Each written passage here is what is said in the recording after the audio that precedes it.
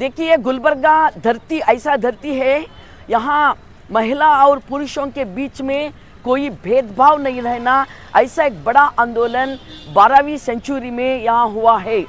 और यहाँ महिला के बारे में बहुत मान सम्मान और गौरव रहने का एक बहुत बड़ा संस्कृति, बहुत बड़ा परंपरा हमारे हैदराबाद कर्नाटक में है।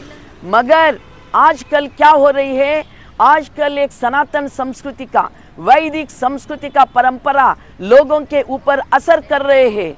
ये बहुत शर्मनाक की बात है। वो महिलाओं का विरोध का संस्कृति है। इसलिए बच्चों के दिमाग में, कई पुरुषों के दिमाग में महिलाओं के बारे में उनका खिलाफ का विषय पैदा हो रही है। इसका असर ये हो रही है कि हमारे छोटे छोटे बच्चियां, छोटे छोटे लड़कियां अब सेफ नहीं है।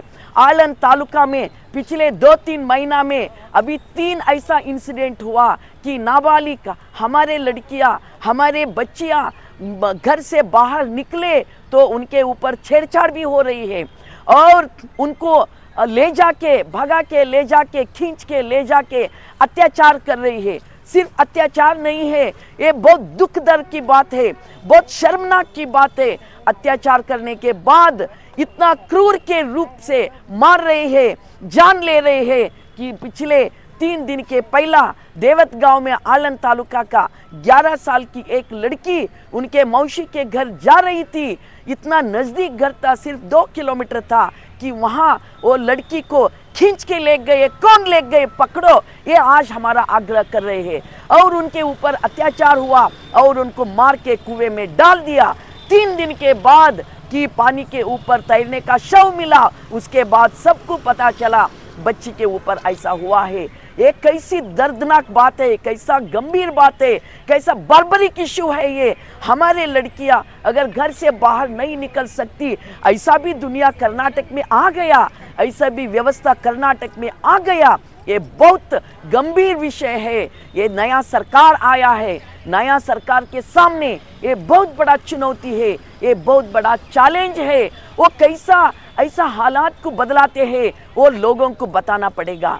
जो इंचार्ज मिनिस्टर है, जो एमएलएज है, जो चुन के आए सो लोग हैं, उनके सामने ये भी चैलेंजेस है। इसीलिए आज बहुत सारे संगठन का रिप्रेजेंटेटिव्स, आज हमने टोकन लिस्ट स्ट्राइक कर रहे हैं कि सरकार को हम आग्रह कर रहे हैं, देखो अगर लड़कियां, बच्चे इस धरती में सुकून से जिंदगी नहीं करते तो इस धरती को भविष्य नहीं रहेगा।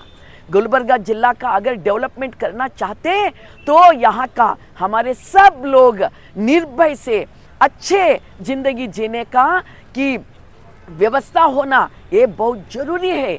मगर अगर लड़कियों के ऊपर ऐसा होता तो कितना भय पैदा होता, आपको मालूम होता, मेरा समझ में आता ऐसा। इसीलिए हम आज आग्रह कर रहे हैं, जो लोग अत्याचार करे हैं, हत्या करे हैं, उनको जल्द से जल्द पकड़ो।